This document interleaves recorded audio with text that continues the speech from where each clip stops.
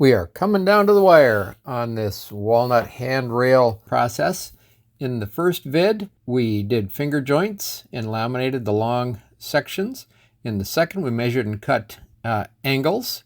In the third, we made the groove in the bottom for the LED lighting strip. In the fourth, we used a Kreg jig to do some fancy joining of the angle from the stair angle to the level at the top. That was pretty tough and tricky.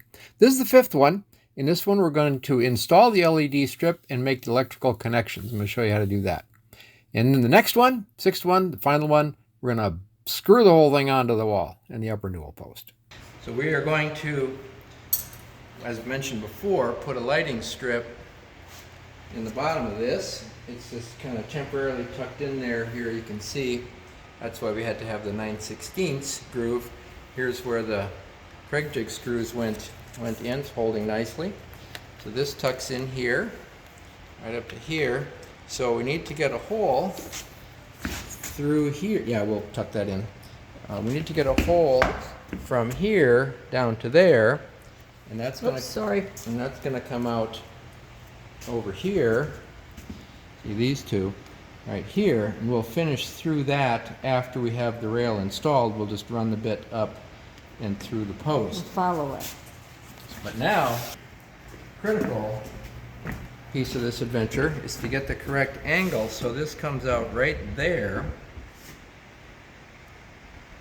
from here. I'm thinking right about like that. What do you think? Look along the side and see what you think. That's good. You're following the long one. The angle looks good? Yeah.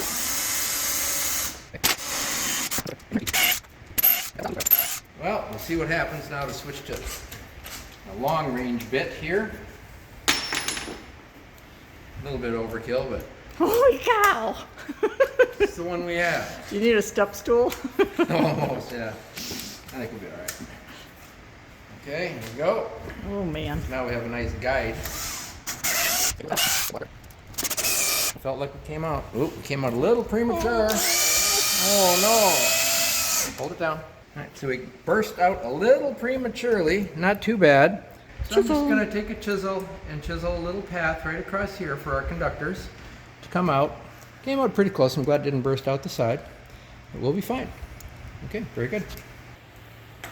Now we're going to show you how to connect the electrical to this strip here. You can, of course, for whatever strips you buy, you can buy these things from wherever you get your lighting strips, but of course they ship one of these per roll, but most of us are going to cut it up into a lot of chunks like that. So you can just buy a bunch of these for however many dollars they are, or you can be cheap like me and just order up all you need. What's in here actually inside of this little space.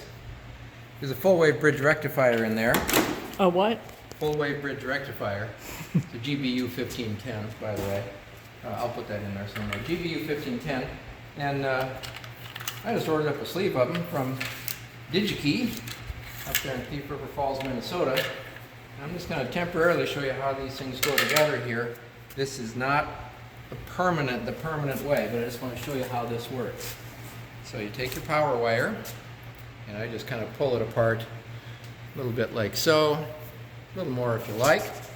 Take your handy-duty automatic wire stripper, and since these kind of cords are always 16 gauge, take your 16 gauge slot, which is really hard to see, but I think it's this one. We'll say it is. I just cut off a teeny little bit. It's about all you need. Not much. Now I like to fold these guys over. Fold it over. Now the polarity, there is no such thing on this AC, but if you really want to, you can find out the wide side, that's the neutral, and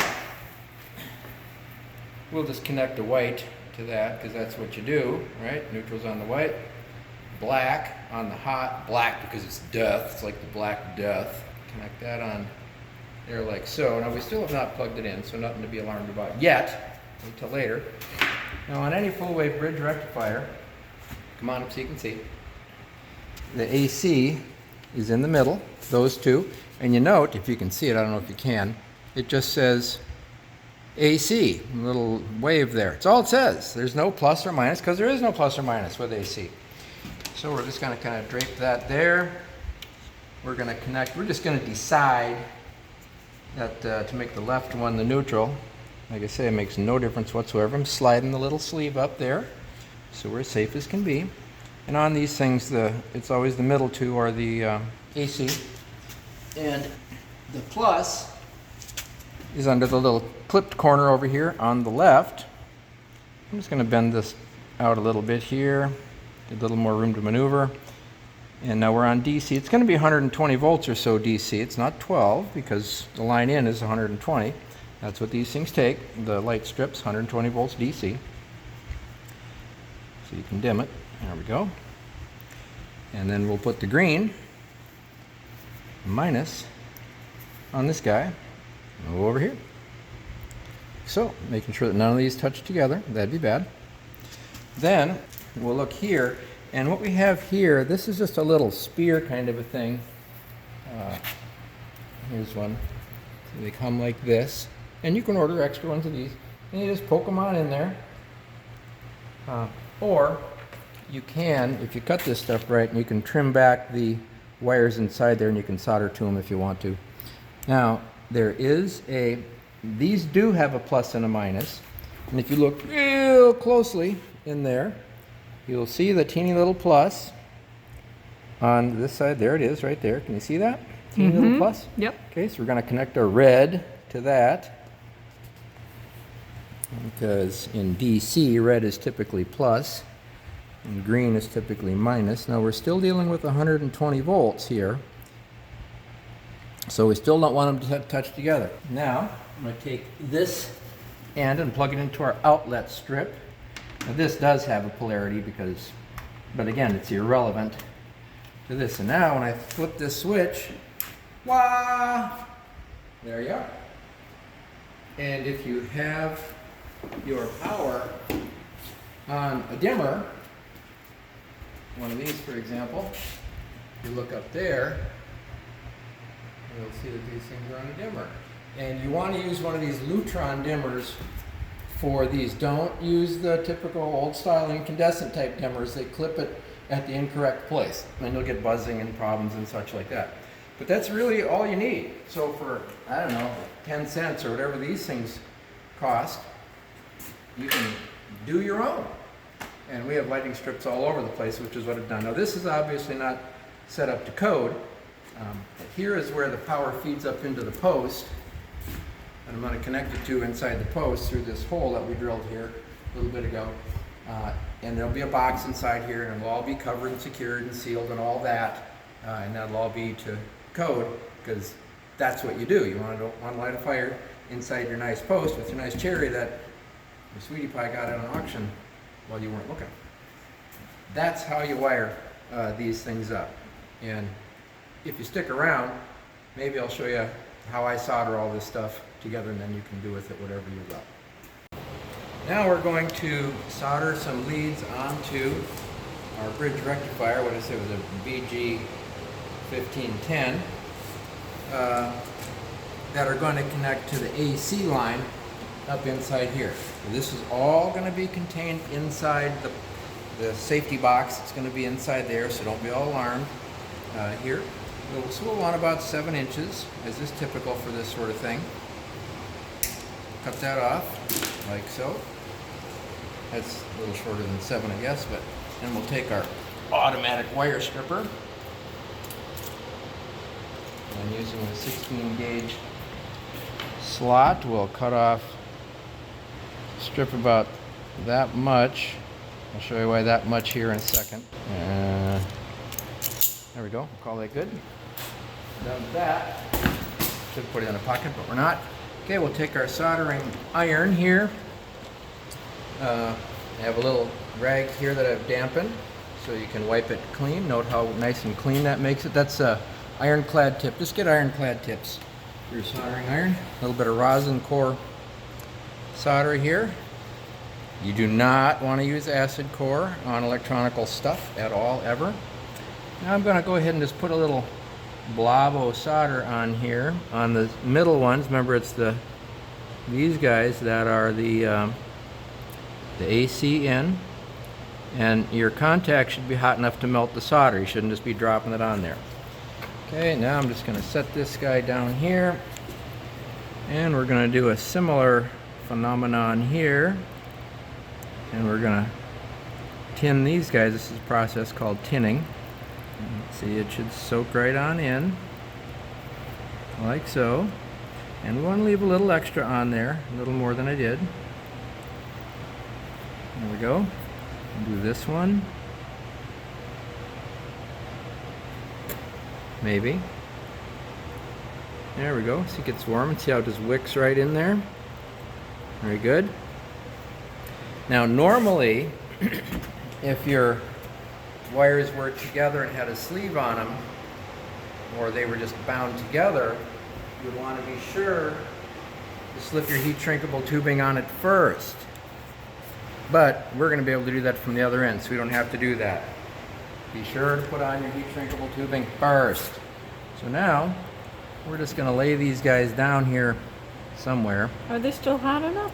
Oh, well, they're going to be here. I'm going to heat them up again. Oh. Then we're just going to lay this on here and melt the solder. Can you hold that down at the same time? I didn't plan this ahead very. There you go, just like that. Perfect. And I'm going to try to hold this, melt it all together. There we go. Blow on it to cool it without moving it, or you get what's called a cold solder joint. That's bad. And note that I'm heating it with the top one, so we heat our semiconductor as little as possible. Okay, there we go. I'll put this on our little soldering iron rest. We're actually done with that for the moment. I don't have my little soldering station here, but that's okay. And we'll go with, I think these blue ones are not only pretty, but the right size. And you do have some margin on these things. They shrink quite a bit. Usually I like to get longer pieces and cut my own length, but this is the box that I had handy over here, so this is what we're using. I'm going to start with the heat at this end. If we start here, it'll start shrinking down and pull away from the semiconductor, and we want our insulation up here. So we're just going to go like so, like so, like so, shrink, shrink, shrink, shrink, well, shrinking actually, yeah. There, and there you go. Okay. Now, we will take our automatic wire stripper once again. We'll strip these ends. Don't need much. And we are just going to do a test here, right on. Let's turn off our power first. That'd be a good idea. Berzap. Yeah. Now, once again, it doesn't matter where these things go, because they're just AC inputs. Either way, it makes no difference to the rectifier at all. Also, you'll note that there is no center for the safety ground, so you don't have to bother with that. Now we'll take our red and green here. I'll just pull up some of this. It's okay. We're okay. We're right there. And let's see which is which. We made red the plus, green the minus. Oh. Something's on. Oh, hang on. It's this switch. Oh, it's those, not the other ones. Okay, so this is not on the dimmer then. Those guys are on the dimmer. The sconces are not. But if we want, we could put them on a dimmer. Well, I could move it inside there, but that would put them on with those, and the three-way switch at the bottom of the stairs is on the sconces. I think when we put them in, we decided not to dim them because you need light on the stairs. Yeah. So, okay, well, isn't that exciting? I was working on it live, but I'm still alive. I made it. Don't do that as a general practice. No. But hey, the good point is they're working. It works. So once again, here, all this has to be properly enclosed in boxes with the correct kinds of wires going over through your rail and up to the strip inside the rail. This is just temporary. This is not the final thing. So all you keyboard warriors out there, I vigorously invite you to make your own video, put it up, send me a link. I'll put a link to it. It'll be great. So we have placed the light strip into the strip. There you can see the hole that I drilled up through there from here, somewhere there, comes out here. Didn't come out quite exactly where I'd have liked, but hey, close enough. So we laid the strip in this 9/16 groove that we made with the router. And here, this end, I had not intended to have a groove in that, but I cut the other one a little too short, so I had to take some of the scrap, and it had a groove in it. And we just put some clear silicone down in the bottom here and press the strip down in there. I think that's going to hold it in there just fine. And we're going to install this thing here in the fairly near future with these lag bolts into the post here. There'll be a couple of them, and onto all the brackets along the way. Coming up, stay tuned.